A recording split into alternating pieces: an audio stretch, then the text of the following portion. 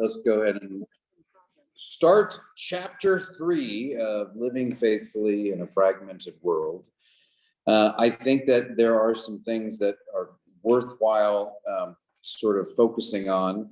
Just kind of a refresher, and I'll try to do this each week, forgetting the introduction and what sort of the background and slicing through this. And he kind of actually does it himself. He says, the idea that we are disconnected from history and we can't understand where we're at unless we understand history and the history of the church. Does that seem reasonable premise that he's throwing out there? 2, he makes the argument in the second chapter that we are fragmented people living in a fragmented world, and he's using that fragmentation not in the sense of division, but in the sense of we all have bits and pieces. We have fragments from different past traditions that inform us. And I think that may actually come out a little bit more clear today as we look at the failure of the Enlightenment Project. We're going to go through, as we normally do, if there's things that you've highlighted or underlined or put a big X through because you hate it, that's the time when as we go on each of those pages for you to bring up. He is talking about basically, if you want to talk generally before we get into it, the Enlightenment again is something that is sort of thought to sort of began around the 1750s and lasted until the 1950s.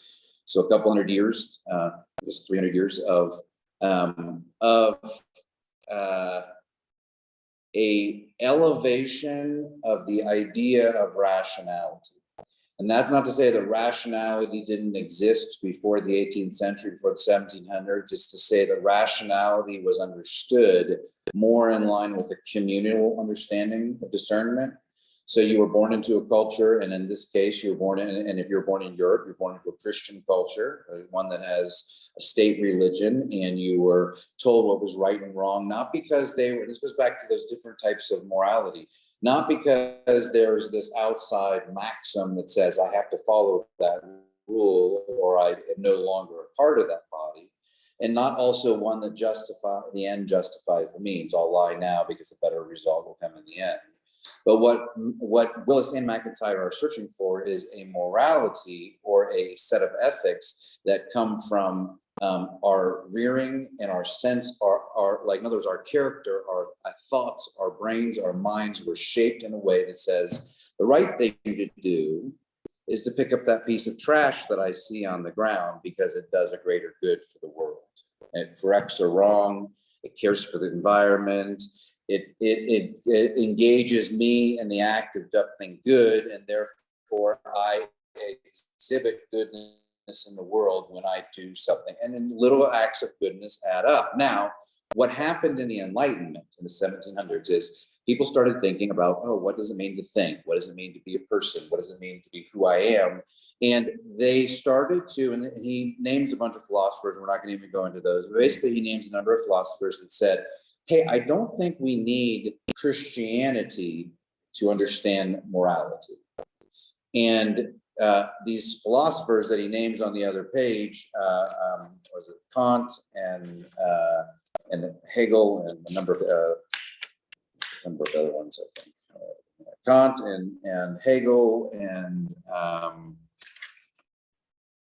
well, anyway, it doesn't make a difference who they were, but that they tried to understand morality, how you make decisions between right and wrong, or your sense of what right is wrong is, outside of Christian convictions.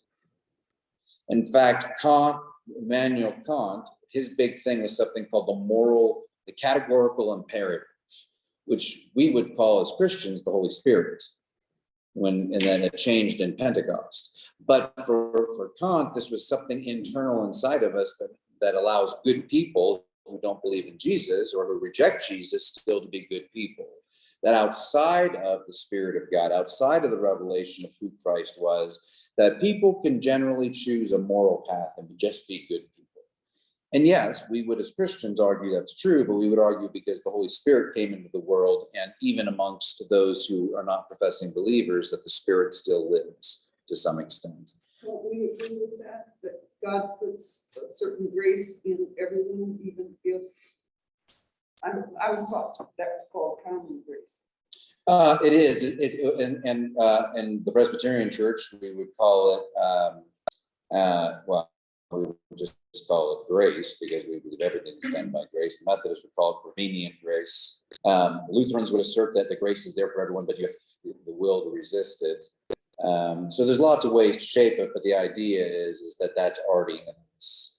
And I would argue that even the capacity to start to think and to reflect on this is also given to us by the Holy Spirit. On this first page, though, he basically says that the Enlightenment Project seeks to define our morality by a general sense of rationality. In other words, we don't need God, we don't need the Bible, we don't need religious books. All we need is a rational group of people to sit down and say, how might we want to live our lives together? What's reasonable? If I steal something from Mary, it's not reasonable. If, I get mad at Linda and slash her tires, that's not reasonable. So we come to a place of reasonability and we say, well, this is how morality is formed. And that's what the Enlightenment Project did. It sought to disconnect morality, or what was the 16th and 17th century, an understanding of morality that was a Judeo-Christian morality, to disconnect it from that. And what he's arguing in this, and I'll show you in points where he says it again and again, is what it's a disconnected of, what is it is a disconnect of, is it's a disconnect from that word telos or teleology, which is the end or the result or the purpose. And he's going to argue in this chapter that because the Enlightenment Project disconnected us from the purpose that basically characterized Christianity from Christ all the way up to the 17th century, was the chief end of humanity, or at the time they were the chief end of man, is to glorify God and to delight in Him. And what Willis and McIntyre are saying is, when your goal is not based in the glorification of God and that delight in that glorification and the embodiment of that glorification, then apart from that, morality is a fragment of the true morality that comes, the truth that comes from God. In other words, we're living in this fragmented morality in the Enlightenment because it has been disconnected from the central purpose of glorifying God. Does it make sense? Now, on the first page, he says this happened in Europe before it happened in here, and we call it secularization. But part of the reason I think it happened in Europe in particular is because Europe had a state religion. From the time of Constantine in the 4th century, when he legalized Christianity, and all there was the Dark Ages and the Crusades and all these things that happened throughout, since the 4th century up to the 17th century, if you were in Europe, you were pretty much considered a Christian or a heathen. And if you were a part of that environment, the state controlled religion, the state controlled the mediation of religion. This is the biggest critique against the Catholic Church, and one of mine would be as well. And I think those who are more thoughtfully reflective about the history of the Catholic Church would say too, yeah, there were all sorts of abuses. But the problem is we like to point to the Catholics and say they abuse stuff, but we forget that every tradition in the history of Christianity has been abusive in its own right. But what he's saying is this sense of rationality that came out of Europe and desiring for morality to be based in it is in part to address the issue of a state religion. Can I ask a question? Yeah. Kind of bothered me forever. Yeah. Because in our Apostles' Prayer, we believe in the Holy Catholic Church. Small c Catholic, Why? meaning universal. It means we believe in the universal. We believe in the universal church. Holy Catholic Church is, Catholic is a word for universal. Basically, back in the day, probably the 16th century, I don't know the history of when Catholic was at first used, but Catholic meant universal, and the Western Church, the Latin Church, the Roman Church, was claiming the word Catholic as being, this is the church. Because over in Greece and Constantinople, you had the East saying, no, this is the church. So they were standing against one another. So the claim for, yeah, so it's not Roman Catholic. No, that would be like weird if we did that. Well, then all this is when. No. Yeah, when Jim says it, he means the Catholic Church. Why don't we change that? If we can change trespass. I know it should be universal church. I never really. No, that's true. That is true. Well, we're tinkering, so maybe we will get there. The second thing is he said basically it's a rejection of classic morality that has a base, has an anchor. So classic morality, which is what he would define, even in a broken era, even with all the things that happened in the Crusades, he's still saying going back prior to the Enlightenment, there was some sense or somewhere some sense of what it should be. And when we abandoned the notion of what ought to be, remember last time he said, describe who humanity is, describe where humanity is going, that tell us the end. And then you sort of just say, and he talks about that in here, how do you get from who you are to who you ought to be is, discipleship, or this the practical stuff. But if you don't have where you're going defined, then you've described who you are, but you don't know where you're going, and therefore you don't have a path forward. Does that make sense? If you're moving, so if we can describe humanity, we can even describe it as broken. And in a Christian sense, we would say humanity is broken. Our goal is, the chief end of humanity is to glorify God. Well, how do we accomplish glorifying God? Well, this is where worship and all the discipleship and all these things come out. But if you say, well, we're a broken people to some extent, or though what would happen is what we saw in the Enlightenment Project is a de-emphasis of that brokenness and elevation of our human capacities to the point where we said, we don't really need religion to help mediate the world. We can do that ourselves. Well, then all of a sudden you don't have this endpoint that says the goal of humanity is to glorify God. Then what is left with society to orient their behavior, to orient their understanding of self and the world? Well, it's oriented to what he says, to emotivism, or one's personal experience in the world, which is what emotivism or emotionalism or emotionality, I think, what does he call it? Emotivism. So I'll read this here. It says, second paragraph in the first page. The failure of this project, the Enlightenment Project, results not only in a fragmentation of life that is so destructive and deadly, it also results in an understanding of morality that leads to us eventually to an motivist view of life, as we will later see in regards to that. When someone says adultery is immoral or cannibalism is wrong, what they are doing is describing their emotional response, hence the naked example you used earlier, to adultery or cannibalism. They are saying that they find adultery or cannibalism disgusting. It's funny, we're talking about cannibalism because it's accurate. But their statement cannot go beyond a mere expression of personal preference.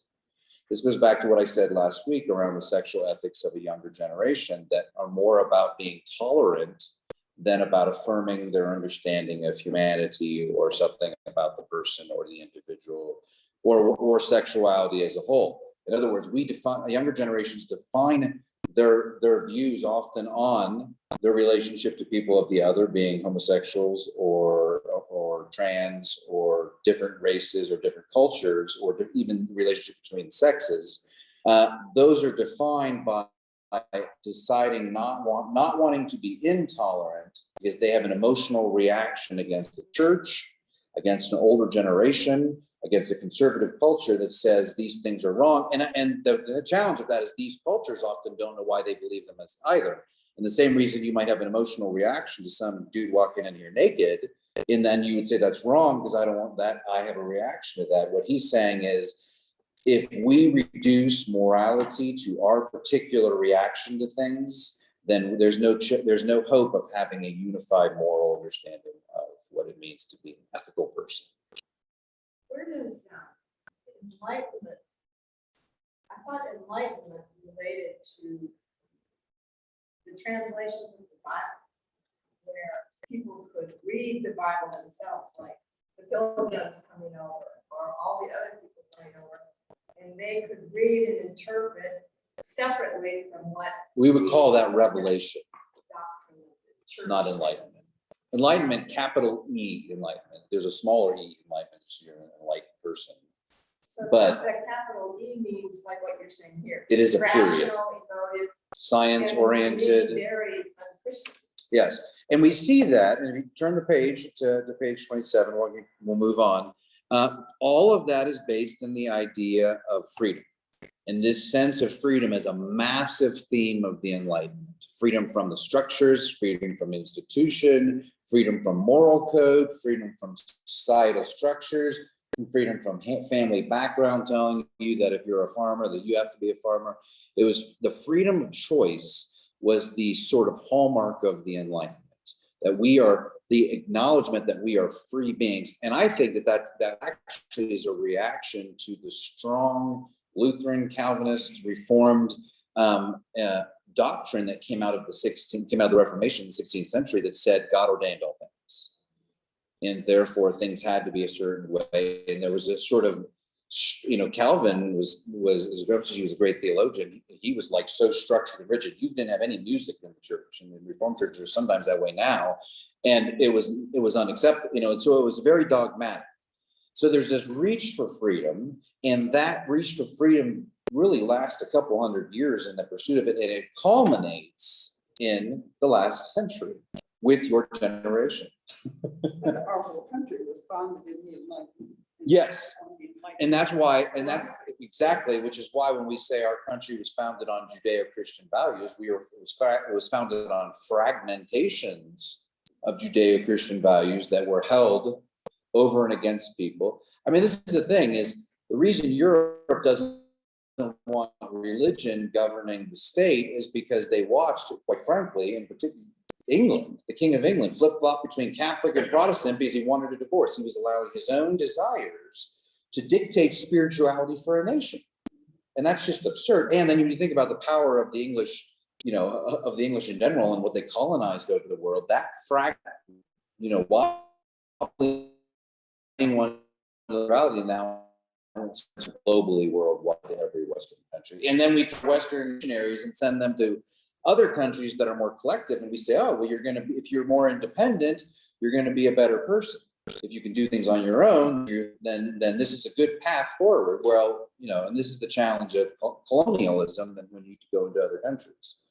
Yeah. Could I ask a prior question here? He bases in this chapter, it seems to me, his entire point on the assumption that our purpose is to glorify God. Mm-hmm. But that's from the Westminster Catechism. That's just. He'll get into that in future chapters because he's basically still stating the problem. And so he said what the problem is. Now he's analyzing the problem, how we got to it here historically. When he establishes, prior to really the Enlightenment, and part of that is just because throughout Judaism, the goal of humanity and the goal of Jews were to glorify God and delight in Him. This was the whole point of creating humanity, to glorify. So a theological thought from the beginning of time through Judeo-Christian lens, or through the lens of Judaism in the Old Testament, all through the New Testament, all the way up to the 17th century, 18th century, was to glorify God. See, I struggle with this because You don't want to glorify God. No, I asked, why did God create humanity? Was it only to glorify Him? I think it was more than that. I think He created human beings to have a relationship with Him. Well, that's the delight part. Glorify, and that's why there's an and. Glorify God and delight in Him. I like that black poet that said that God was lonely, and He said, "I'll create the old world." There's an African American poet who wrote this poem about creation, and I think God wanted a relationship with humanity, with human beings. Oh, absolutely. And it wasn't God said, "I need humans to glorify me because I don't have enough glory." I don't think that's what was in God's mind when He created us. No, I don't think that God created us. I think God created us probably for relationality, Exactly. because we are an expression of the divine Trinity.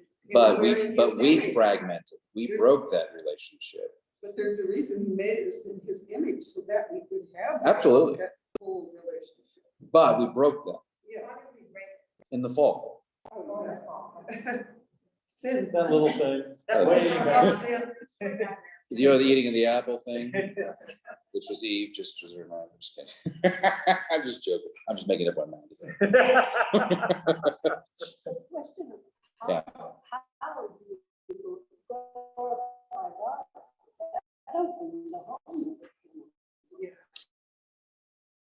It does, and that's where he gets into later in this chapter, that notion of comparison.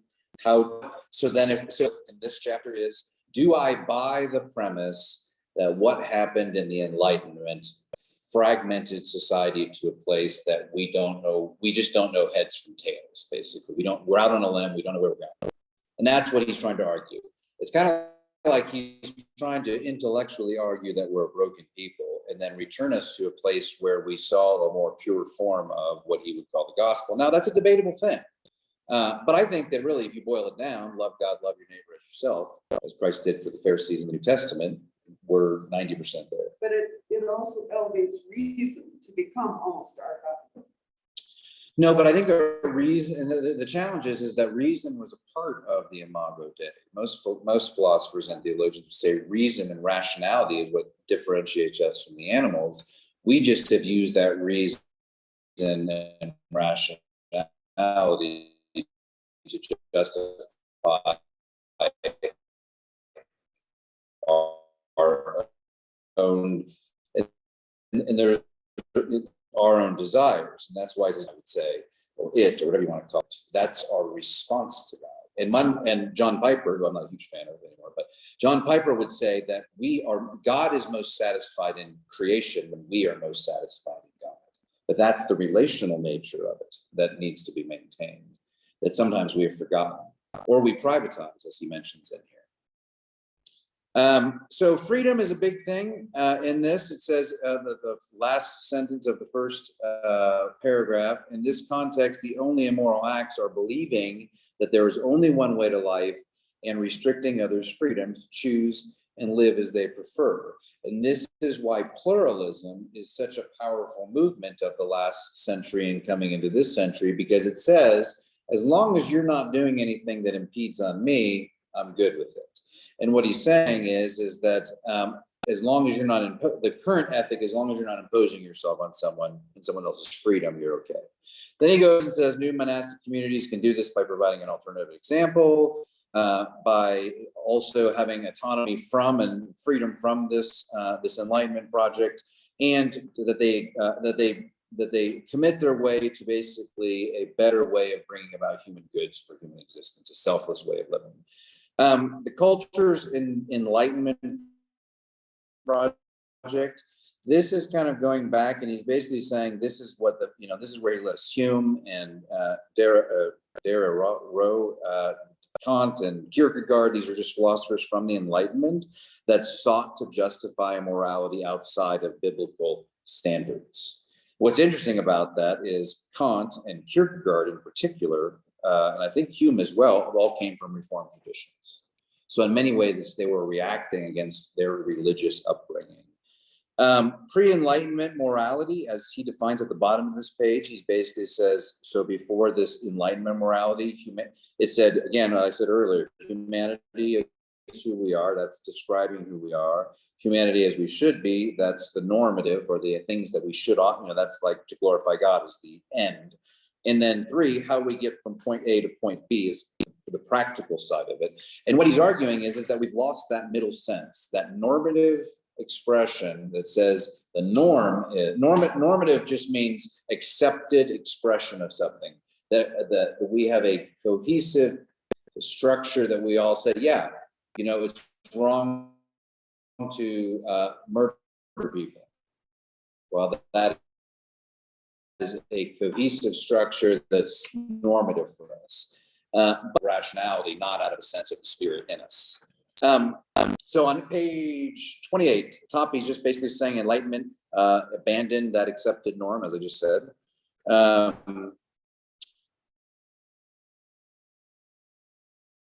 The top sentence, we attempted to justify morality apart from any particular view of what humanity could be if we realized our true end.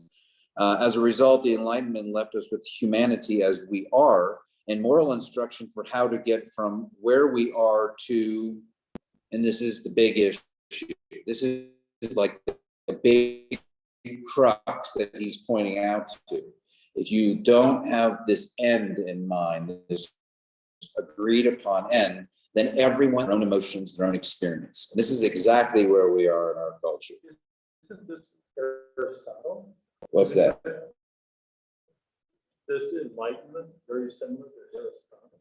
No, in the sense of Aristotle's big thing was what you do informs who you are. And he would argue that that happens at a very young age too. This is why the whole notion of Greek philosophy operated on the idea of the academy within the city. They took people and they reformed them from young children in these virtues with the idea to condition them in that way. So, and he makes the argument that we have a fragmented morality. And then about halfway down, you can see that's a statement of emotivism. He defines that as the doctrine that all evaluative judgments, and more specifically, all moral judgments and everything we judge, everything that we have to make a decision, right or wrong, good or bad, pleasurable, not pleasurable, beautiful, not beautiful, likable, not likable, are nothing but expressions of preference, expressions of attitude or feelings insofar as they are moral or evaluative in character. In other words, we look at everything and we judge it based on our own experience, is what he's saying. What's the role of what they call natural law?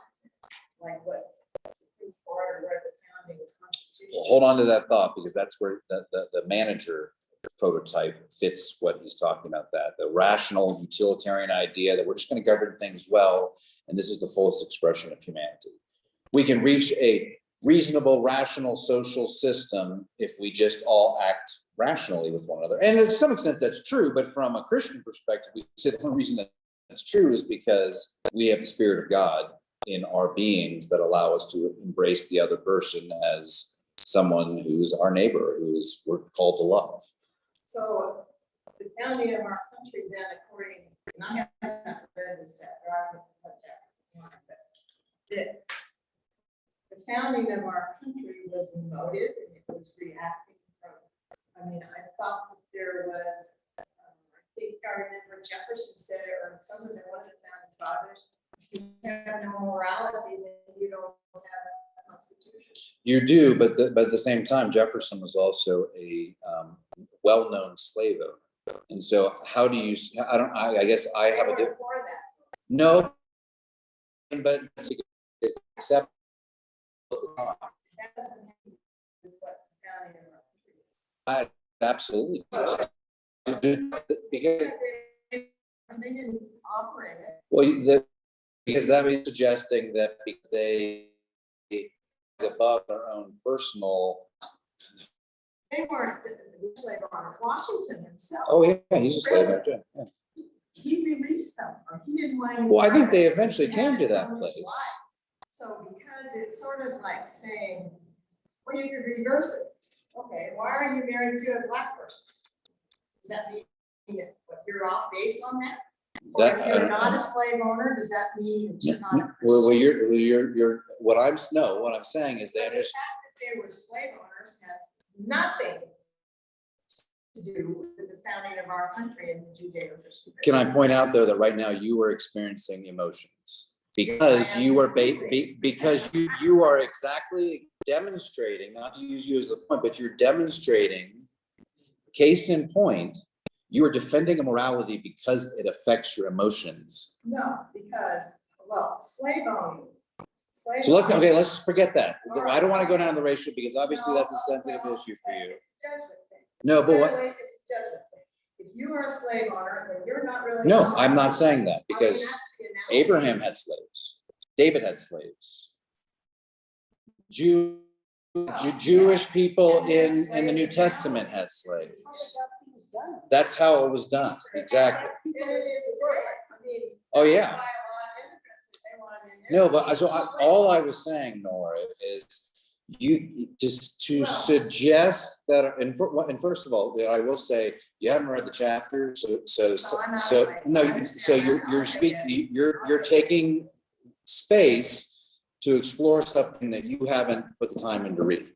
So I'm going to put a pause. What I'm trying to say to you is this: to assert that the founding fathers had some sort of pure expression of Judeo-Christian values. No, but we're saying the country was founded on Christian values. Maybe those values were fragmented. And if they were, and I would argue that they were, because I think in a truly fully realized understanding of loving our neighbor, if we truly embodied that, there's no way that I could ever subjugate another human being for my personal gain. I'm not blaming them, and I'm not blaming boomers for the situation we're in. We're all born into the environments we're in, and for Jefferson, that was the norm. I don't blame him for that. But although I don't blame him for that, I'm not going to assert that his values are a cohesive and whole expression of the gospel. So let's put a pin in that, and we can come back to that. The only other thing is enlightenment is the wrong word, because to me, we are enlightened by God's word. And to say enlightenment is negative, I have a problem. Well, no, it's not saying enlightenment and negative. This is a period. It's emotive. I'm saying there's a period in Western culture called the Enlightenment. I didn't name it that. I'm calling it that because historians had for the last few centuries. And what was the Enlightenment, you could say, was the Spirit enlightening humanity to understand ourselves more. That doesn't mean we took that enlightenment and did good things with it. It just means that there wasn't, and I don't think that what happened in the Enlightenment is bad. I think there's also, I think, understanding our psychology, advancements in medicine, all of these things are good. They bring understanding, they bring lots of wonderful things, but that doesn't mean that they're perfect. But can we just steer back on this? Okay.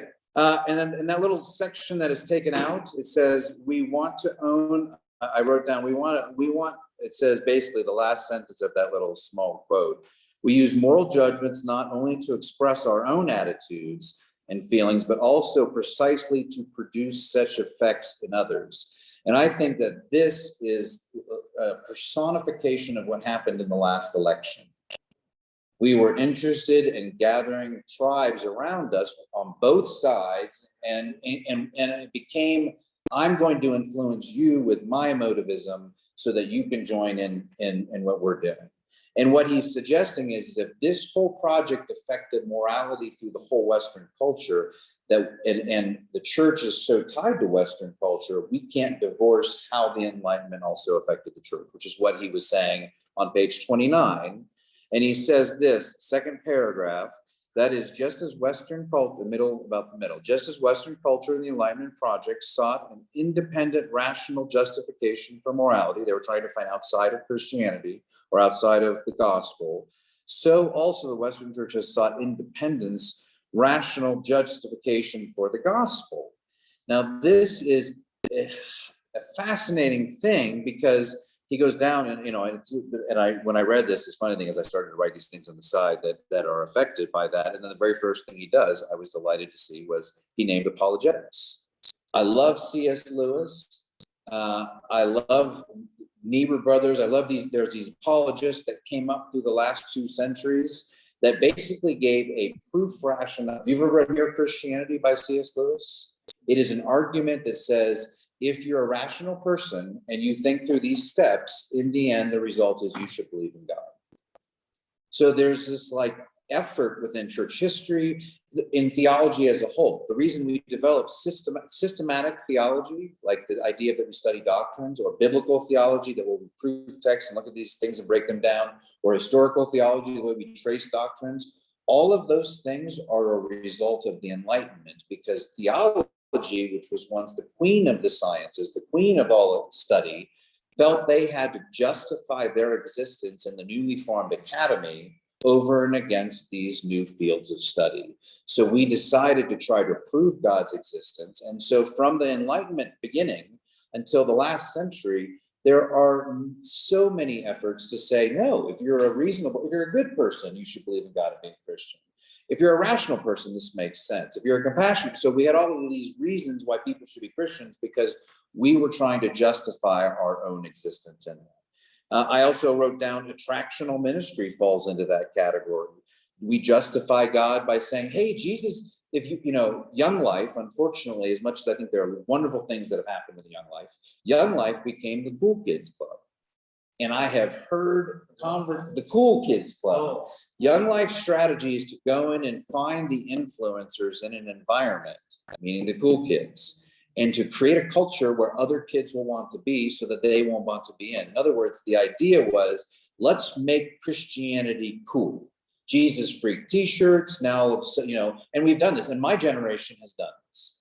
We stand on stages with our tattoos, our cool t-shirts, and our glow-in-the-dark glasses, and we try to say, hey, Christianity's cool, you can be cool too, come be a Christian. Programmatic ministries do that. Oh, there's, if you bring your kids to church, they'll be better people, and they'll be better leaders, and they'll have better. And you know what? Stats show that people who are involved in religion, probably because they're involved in a communal environment, tend to do better in life.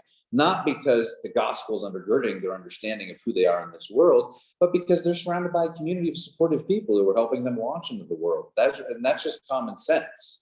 In the sense of what it offers. So all of these things, evangelism, and I think back to, and I'm not down on Billy Graham. My mom came to faith with Billy Graham, but Billy Graham in that era of evangelism was like, hey, if you decide to be a Christian, you get heaven, and you get a promise of a great life. So we all of a sudden said, the gospel's not enough in and of itself. We're gonna sweeten it up. We're going to dress it up. We're going to program it up. So now we look around and we have churches with gymnasiums of tubes that kids crawl around. And I'm not down on being like, we do things here for the community too. I'm not at all like downing on that, but church over the last few decades has become whoever has as my colleague said, whoever has the biggest blob. He's in camp ministry. He said, when these blobs that you run and jump on, and then or someone sits on it and someone jumps on it and shoots you in the air. Well, when those things first came out, it was how big of a blob could you get? So there were smaller ones, bigger ones, and it's like, oh, you go down the street because their youth group's better, so I'll go down where the bigger blob is. So all of these things were meant to justify the place of Christianity and culture. Why we see them in particular over the last 70 years. Why? Because in the 50s, you have the end of the Enlightenment period or the end of the modern period, and all of a sudden you have people saying, this doesn't make sense. It's like the idea that youth want to come hang out in the basement of a church with crappy old furniture that someone donated, some foosball table and an old ping pong table. Since when did kids say, hey, I want to play foosball and ping pong on Sunday night? We don't, but we try to make it an environment to justify. In other words, we offer things that really don't point to the gospel. We offer things that we think will attract them to our places, as he goes on to say, because one of the things we worship or one of the things we idolize is the perception of success. The very last paragraph, the overarching characteristic of this project, the Enlightenment Project, is the church's attempt to commend the gospel on the grounds that have nothing to do with the gospel itself. In this way, the church avoids any convictions particular to the gospel because it creates its own new ones, or the church as a basis for justifying or commending the gospel. In other words, like, oh, we're doing this because of the gospel, but even though it's a fragment of. Page 30, he basically is going into some of the history of three movements to try to justify. He says Kant tried to do it. In a sense of more of reason as the basis for the church. So we all have this sort of basic thing in us that's just moral. He says Schleiermacher, I meant that was the guy my professor said just read through and you'll get it later. Well, Schleiermacher argues for the feeling of absolute dependence as the beginning of one's understanding of God.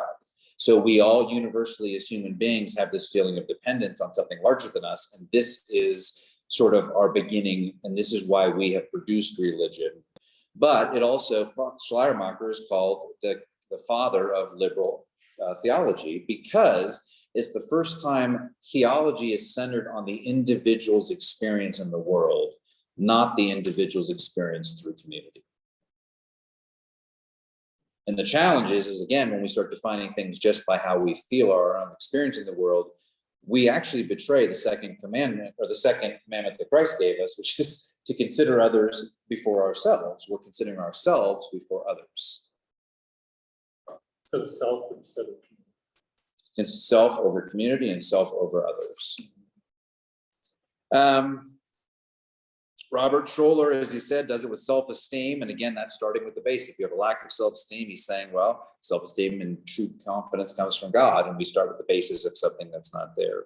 And he says at the bottom of the very last paragraph in the middle, it says in a quote that he's quoting McIntyre, "We are in a condition which almost no one recognizes and perhaps which nobody at all can fully recognize fully." In other words, he stops in the middle of this page and he just says, first of all, we just need to admit that we don't have the capacity to understand all of the morality and all of these things, nor do we have the full self-reflection to understand necessarily that we don't have that understanding.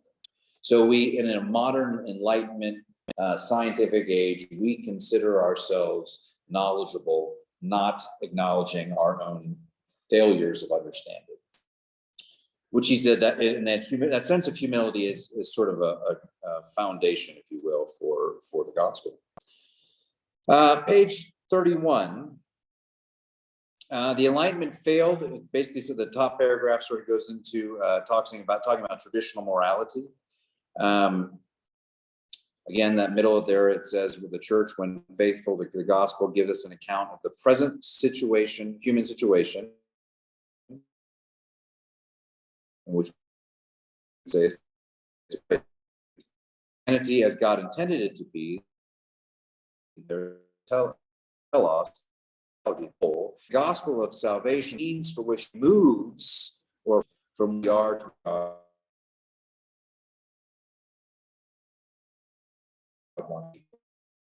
So the gospel means from where we are to who we ought to be.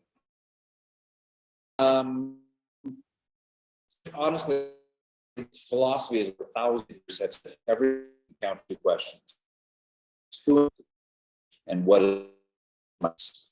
Those are the two most fundamental questions of humanity. The two logical research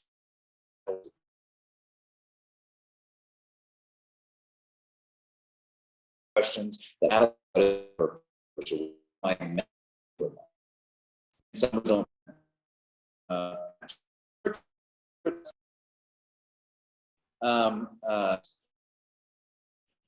For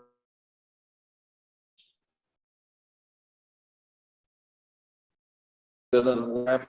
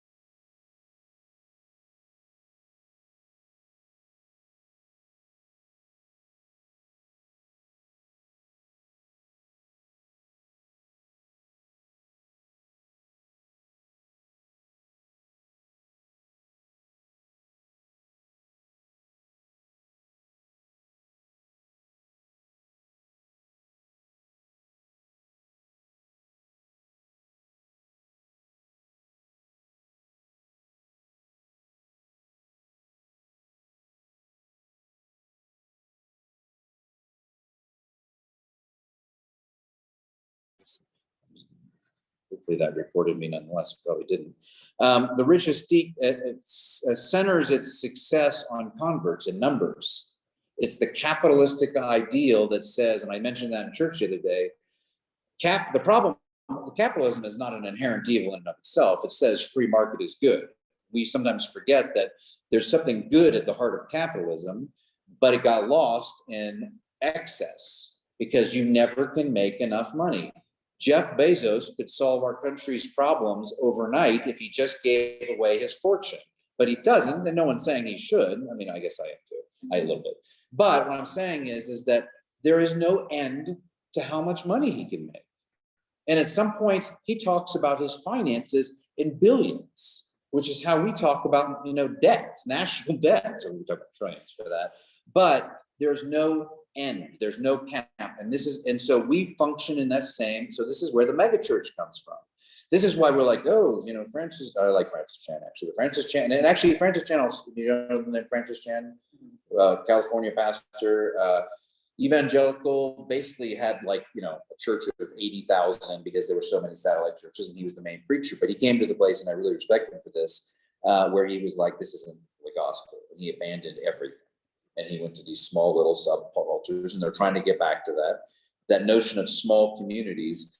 But we worship converts. Our desire for conversion and for acknowledgement and for recognition of that conversion is an idol to the American church. We pride ourselves, we think we're better if we have this many people, if we have this many broadcasts. And so we get so obsessed with that we forget the gospel. Like, God doesn't need us to save people. God desires us to live out our proclamation because we are so transformed by his Spirit that we're just oozing with God's love. The true transformation of the Spirit says, I want to do nothing in my life but make sure that God's love is spread. Now, obviously, we still have life to live, but that is a sort of central goal, to glorify God in spreading of that mission in love. So Billy Graham got caught up in that. The numbers we like to tout about his successes. Well, like I said, 6%, 7% retention rate is not great. We don't talk about that number, but we want to glamorize that and glorify that. Two, the second thing is he says that in the second part, we play out our role of a richest steed in the church by the second way, by seeking our own pleasure and worship. Well, that's pretty much everyone in the country, in my opinion. And I do it too. As traveling for the denomination, I go around and be like, I don't want to go to church. They bore me. And maybe because they're so fragmented, it bores me. We need to get it all realigned. And but we're almost all guilty of this. And I love what he says, the worship wars. It's kind of like I've said, people on both ends of it, the extreme liberals and the extreme conservatives use the same, they're using the same methods. Draw a line in the sand. If you're either with us or you're not with us, there's only one way to view things. I'm not going to accept your views. Well, it's kind of like, I want all, traditional music. I want all contemporary music. I'm not willing to, this isn't even about blending. It's about the attitude that exists behind that. That somehow says my personal satisfaction when I go into church is how I will judge, which is unfortunately why, I remember having a big discussion with one of my colleagues, and he said he thought that churches survive and thrive on the charisma of their leader. So you get a lousy leader that can't preach, that doesn't know how to be with people, and no one wants to go to that church. You get someone who can preach and can stick and can work well with people, then all of a sudden everyone wants to be at the church. Why? Because it's the reality that we live in, but there's somewhere beneath that says there's something more. I remember Shannon said once, someone said to her, how was Mass? And or did you like Mass? And her response, her gut response was, it doesn't make a difference if I liked it. The question is, what do you, I don't know what the proper question would be. Do you feel fulfilled, or do you experience the holy, or maybe those would be better questions. But the idea of church hopping and shopping, we live in a small town, we don't get it much. And in fact, I think if we had a buffer of about 1,000 more people, there would be people who would be flip-flopping churches a lot more readily. But the fact of the matter is, we've seen that it's challenging to jump church in this town requires some chutzpah because you're breaking off relationships. But basically the idea behind it is we all want our personal preference. So we hop and shop till we find something that fits us. And when it no longer does, we move to something else that does. And if we can't find something that fits us perfectly, we find the second best thing, we just deal with it, and that's the best we have. Or we abandon it, which is what we see young adults doing because their preference is not to be bothered by. Our culture provides those choices for us. Absolutely. And that's a part of the fragmentation. Yes. Exactly. We are living, and that's what his argument is. We're living in this deep fragmentation. And the reason we're doing this study is in large part so we can see it. Yeah. Because if But we, you search for the church you search for where it fits you. You do. Not I mean, how many- church, not everybody. No, but I'm saying, you can go to, when you live in the real world, you'll go to quite a few churches before you find what you like. yeah, But you can, so you're not But- culture, you can do that. and that's a part of the That's not what's fragmentation. wrong with that, though. What's wrong with that? Well, and your question is part of the fragmentation. What's wrong with that? Why is it bad to just Why do is our it- own thing? No, it's just, you've got to find that minister that hits home with you. No, I agree. I And think all that, I mean, you've got to find that, you're not, it Yeah. doesn't do anything. well, we've for been you. programmed for that. Well, the reality is there's something beneath that. And you know, Karl Barth, a theologian, you'll hear me talk about in years to come more as we unpack missional theology. But he says, when we have a radical conversion, our preferences, our desires, they don't go away, they're still there.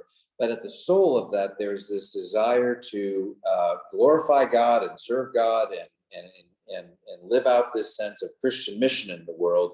And that is the driving force. So then that would be the checkpoint to say, well, is it about me wanting this particular style of worship or this particular interest groups that happen to be, or this particular political slant of a church, rather than is the underlying core of the gospel being lived out in that community?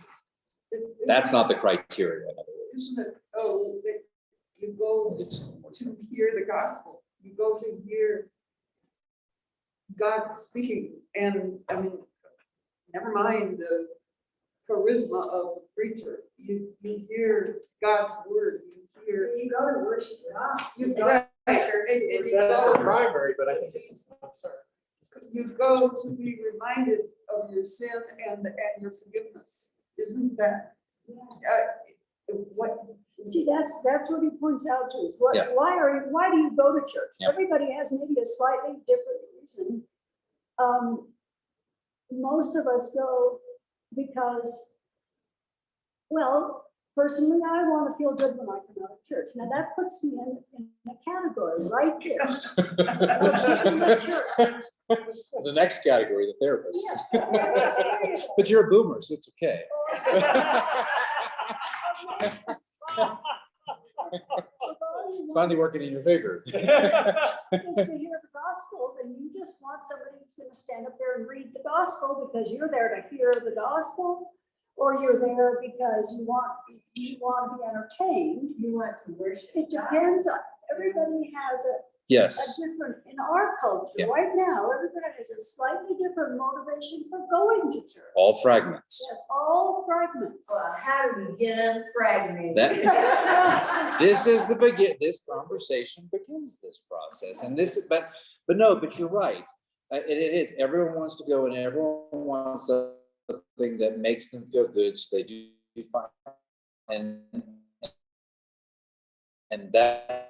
And there's nothing, I don't think there's anything bad engaged in glorifying God, truly what it is. But the problem is, in our culture, we have taken evangelism, and because evangelism in the mainline world has become a marginally dirty word.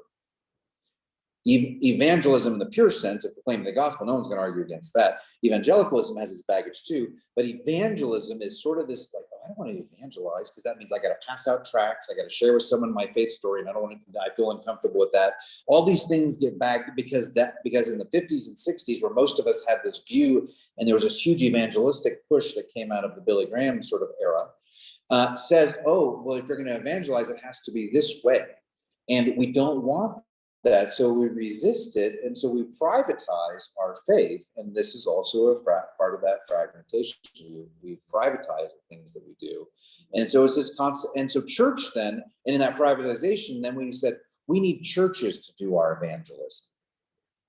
We need churches to justify our existence. So our churches will do community efforts, and our churches will have programs for every kid, and our churches will have VBS, and we'll sing great at the end of it. And our churches then are the agents for evangelism. And all of a sudden we water down our churches to make sure that the non-believer who comes in feels welcome.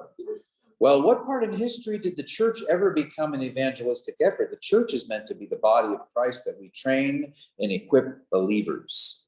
We in our own lives are meant to go out and to evangelize, so that when they see us bear witness to the gospel, a true witness to the gospel, they say, wow, you've got something in you that I want. And you're like, well, I'm part of it. This is my faith living it out. Well, that's the type of faith that I want. And then when they enter into the community, they're entering into I had a professor say once, and I loved it and it stuck with me forever. No non-Christian should ever walk into a church and feel and understand everything.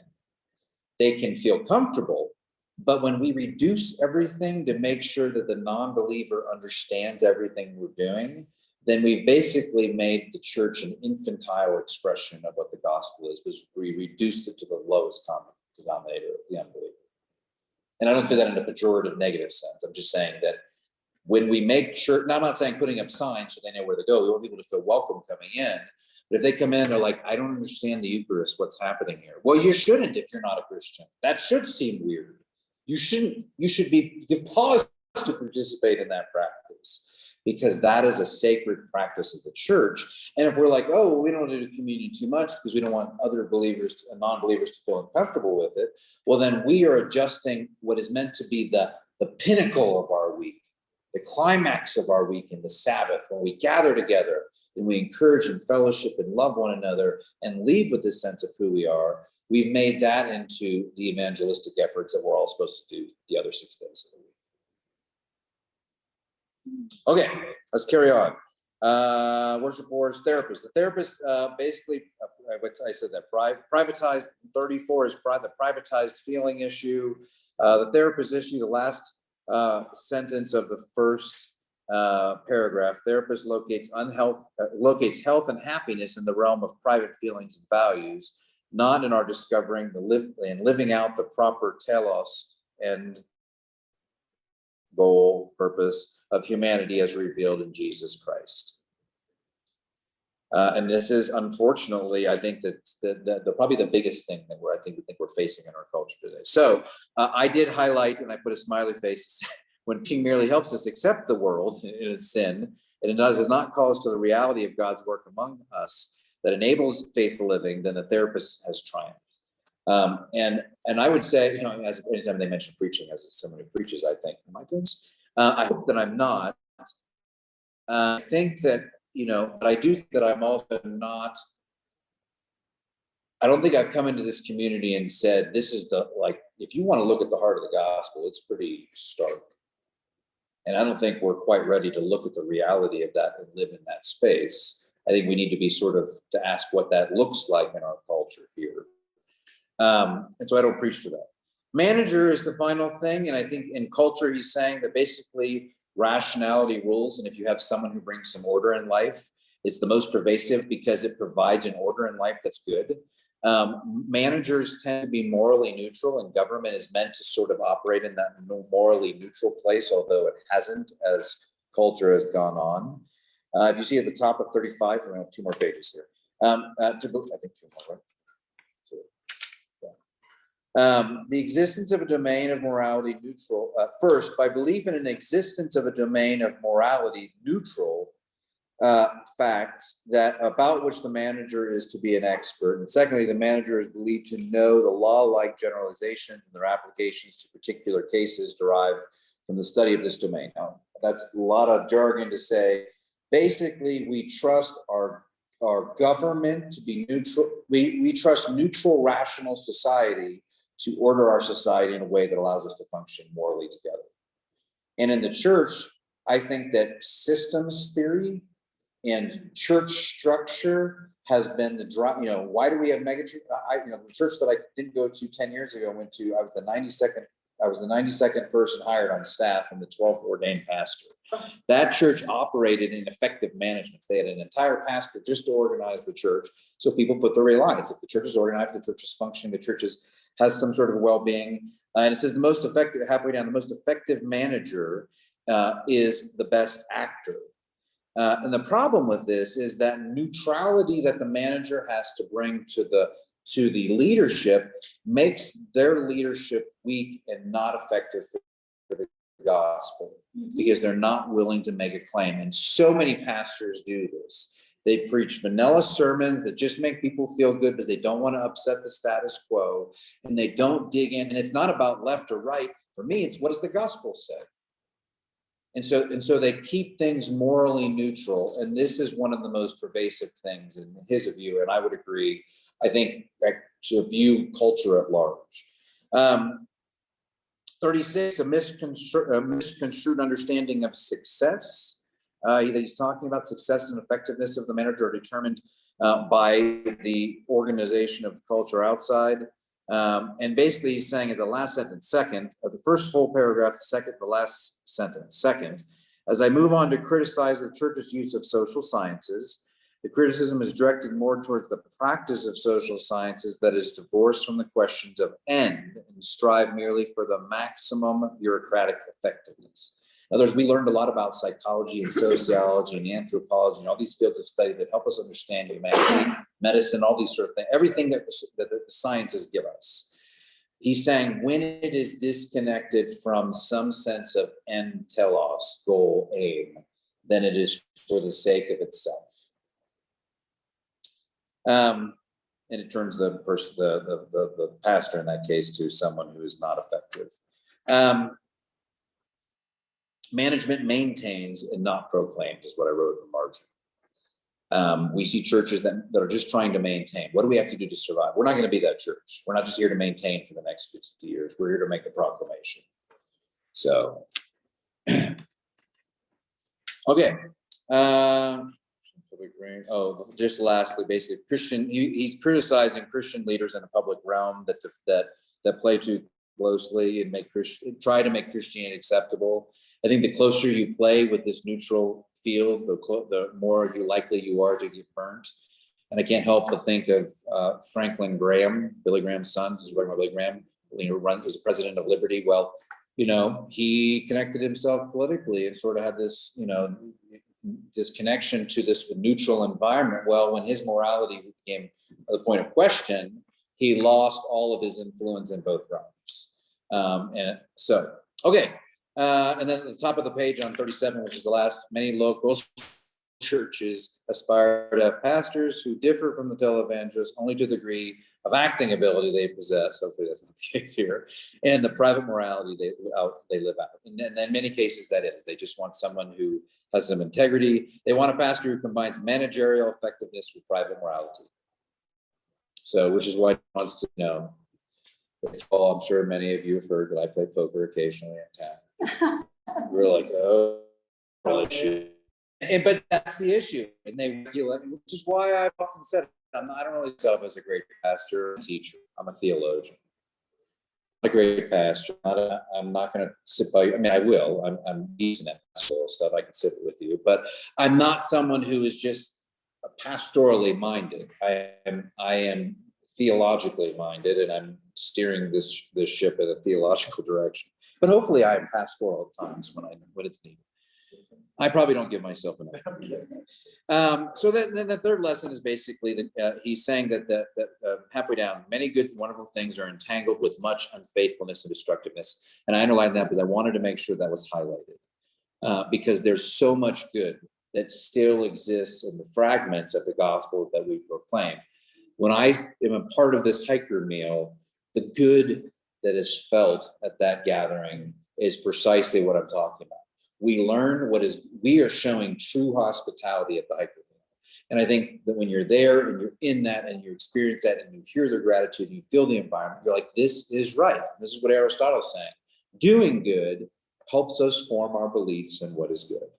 And I think the last thing in the last paragraph in that, he says, at this point, we have learned that living with our history means that we live with the fragments of morality and Christian discipleship that result from the failure of the Enlightenment project of morality. In other words, we have the fragments of that failure.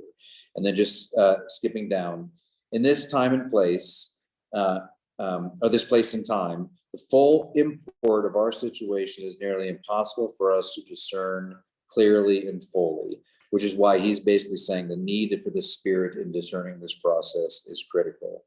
And I actually, in the last paragraph, I did write CPC question, meaning us, and it says, we can be more faithfully identify, resist, and overcome the consequences of the Enlightenment project as these communities follow a rule and live in close enough proximity to one another to discern their susceptibility to the consequences of the Enlightenment project as defined or identified by us. And again, this is why this book struck me as something that this community should read, because we are already an isolated residential community. None of us live more than 5 minutes from one another. We have the capacity to be engaged in our lives. We have the capacity to live out our lives in an intentional way that expresses the gospel in a very pure form. We have been blessed with that opportunity. The question is, do we want to continue living in the think the work that we're supposed to have in our Western spirituality? Or how deep do we want to dig as a community to define ourselves by something that is more, to the heart of the gospel?